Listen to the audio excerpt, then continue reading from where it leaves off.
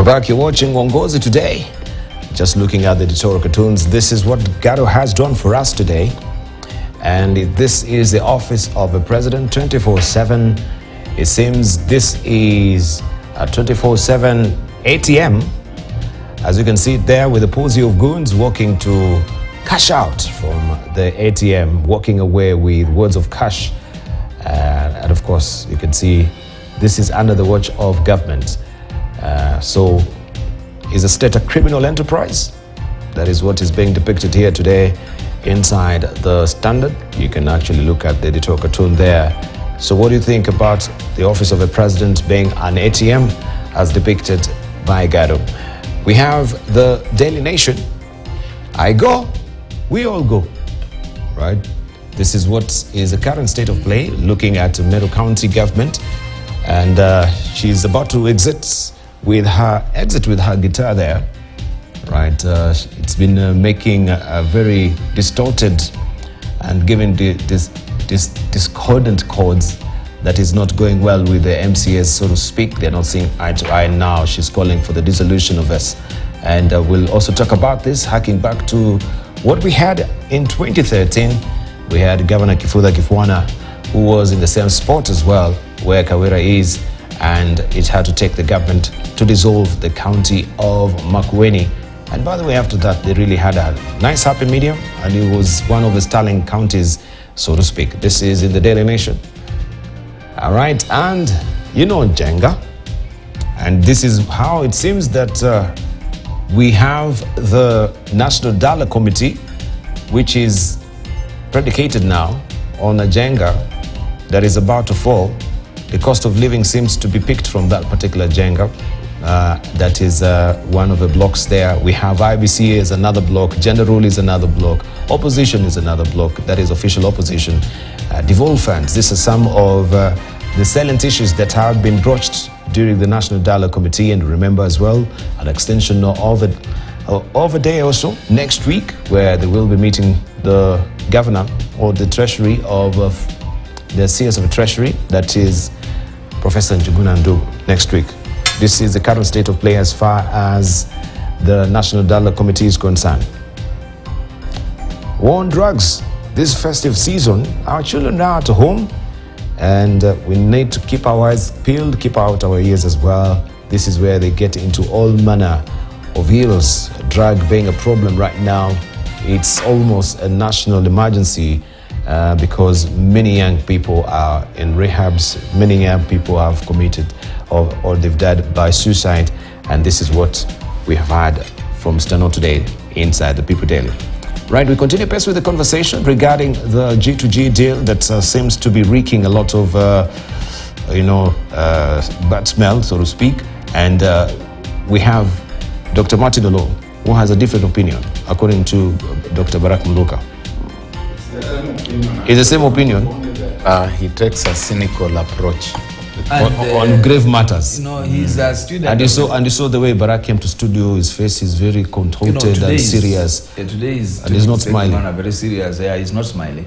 He's also a student of literature. These are not smiling matters. Yeah. These are grave matters. But I'm also telling you that in communication, any form of communication is acceptable, including what you might term cynicism or satire or So where I'm coming to is this.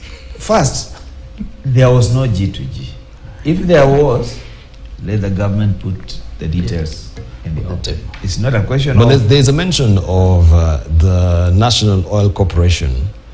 That one is almost dead. Not ours, there. If that was a deal, will they be now engaging a National Oil Corporation if at all we have no deal here, or this is the national, maybe I have it convoluted, I don't know. See, we should not be sitting here speculating. A G2G is a very clear procurement or government to government system that should be able to be explained and should be as public as it can be. So if Raila Odinga is wrong, as Ichungwa says, what then Ichungwa needs to do is to provide us with the figures. But if Raila Odinga is wrong, then we need to ask, when we were told that with G2G fuel is going to be cheaper, what did it mean? When we were told that it was now going to stabilize the dollar, what did it mean? Because we haven't seen it stabilizing, we've just seen it rising. But the more important thing here, if G2G is real, then we have also been told another truth by the Cabinet Secretary for Energy. That actually most of the oil that we are getting comes from Gaza Strip. And now with the war around Gaza, and the situation that is getting, this fuel price is now going to 300. We have even been given a figure already. What a what a way of being of us as Kenyans being prepared for the big surprise that is coming, which is that our fuel is going to go at 300, because the main oil producer, which is Gaza Strip, is in turmoil, and there is such great war that as a country, in fact, Kenya is going to be the only one country that's going to be affected by the oil prices as a result of its over-reliance on the oil that's produced from the Gaza Strip. Now that is a public official giving us a public statement that we are supposed to consume without questioning. Which you read from the Financial Times? Yeah, which we read from, I mean, no, according to him, he was reading from the Financial Times. That is the situation, and the oil is bound for us to be affected because of the warring factions there. For us, we are taking it from him because he's our CS Energy, he's our public figure here. What he says is what we are supposed to believe, so we are waiting to see how this oil-producing country in Gaza is going to affect our prices. And with that, again, we come to the point where if we are running our affairs by giving Kenyans scares or preparing Kenyans with shocks and even promising them that there will be El Nino, then we say now it will not be there, then we are saying we need to be prepared, then we now say now it's not there, then the floods come and people die and destruction.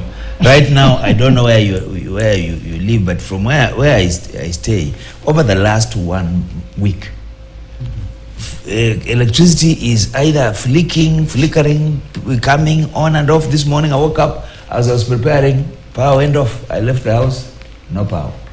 Now, when you see a country where the national grid is a problem, you will now begin to realize that that's symptomatic, but there's a deeper rot.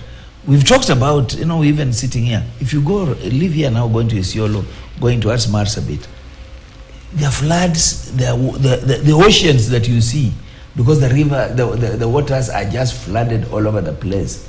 What we are simply saying is that we are not prepared for what our country really needs to.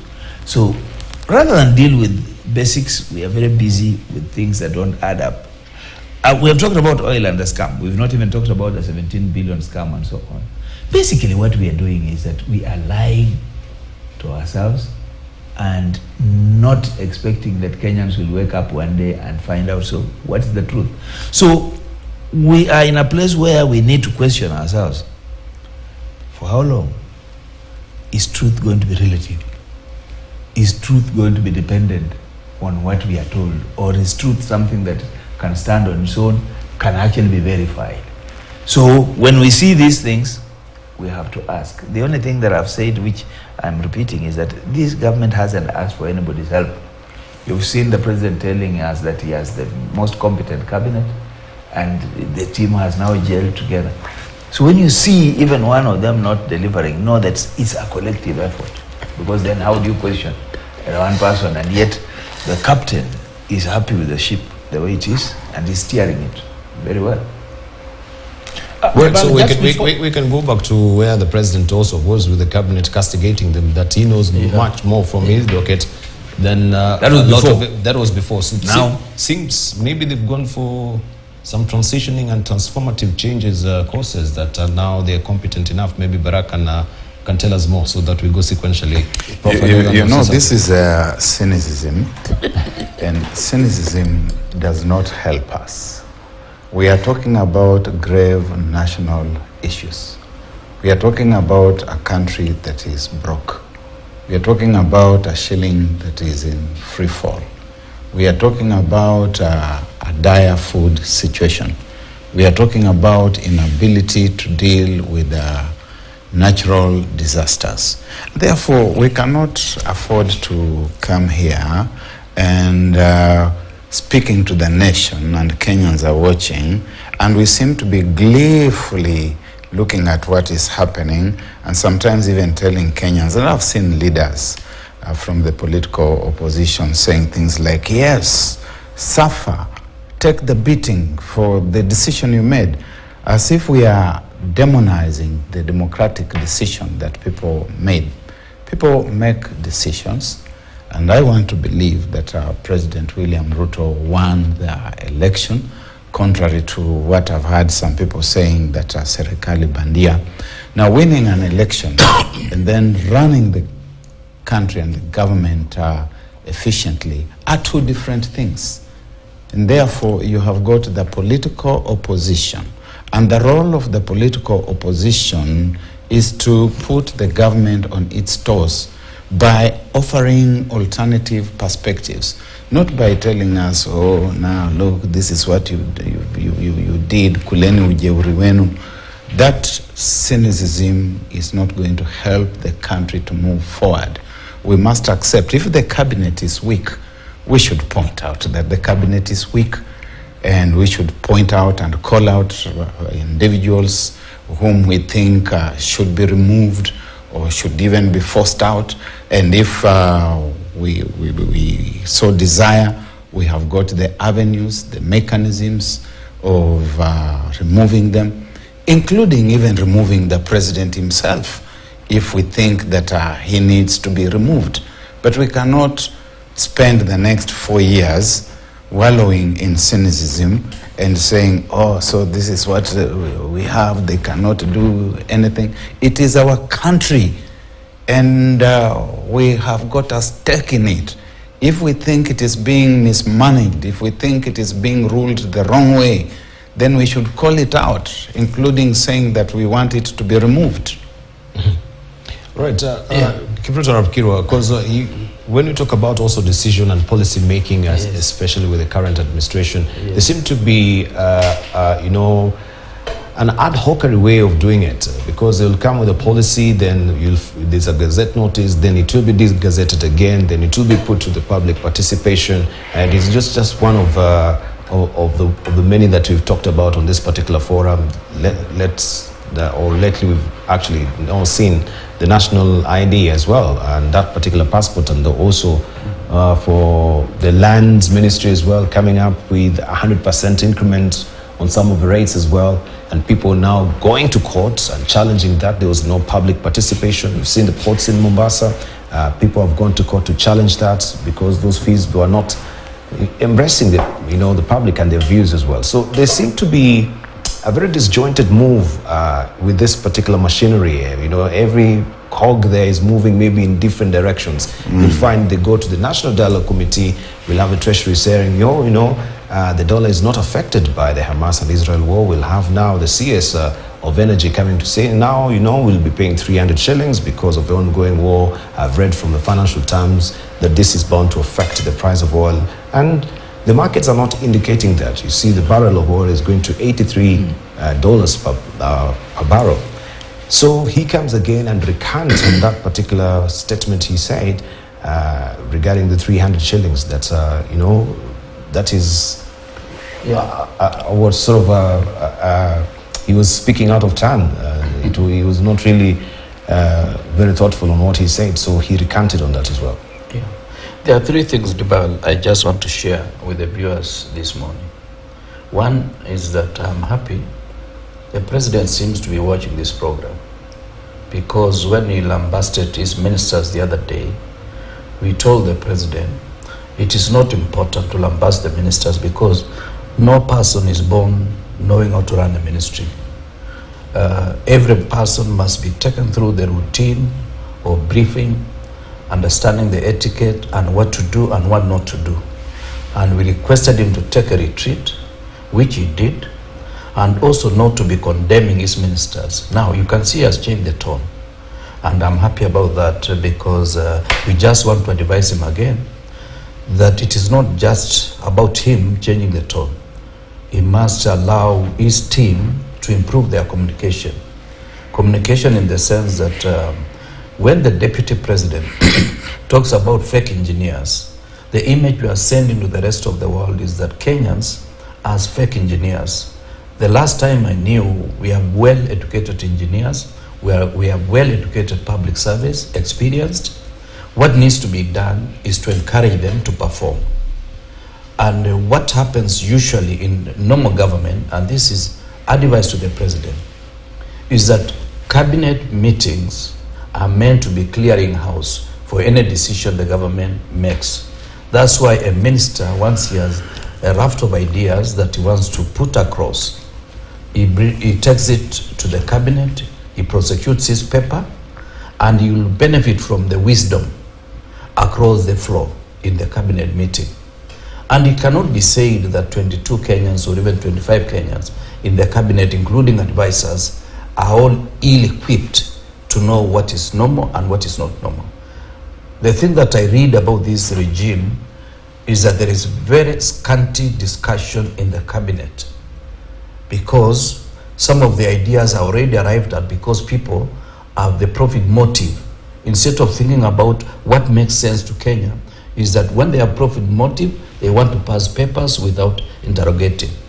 You cannot be telling Kenyans that they're already crying there is high cost of living, that now when you lose your ID, you have to pay a certain amount of money to get it. When you are going for your ID for the first time, you have to pay money, and yet you have not been paying anything. It is supposed to be a period where you cushion Kenyans until the economy is able to recover. The second issue is really to beseech the president that any advice, any piece of advice or pieces of advice is as good as the recipient. It should be a better recipient of any advice, whether it is from Barack Muluka or Dr. Martin Olo or from any Kenyan or even from his ministers. He should have the capacity to listen and also the humility to accept that he does not know everything. In that way, we'll be able to have a smooth running of the affairs of the nation. Finally, on this particular issue of how to run government,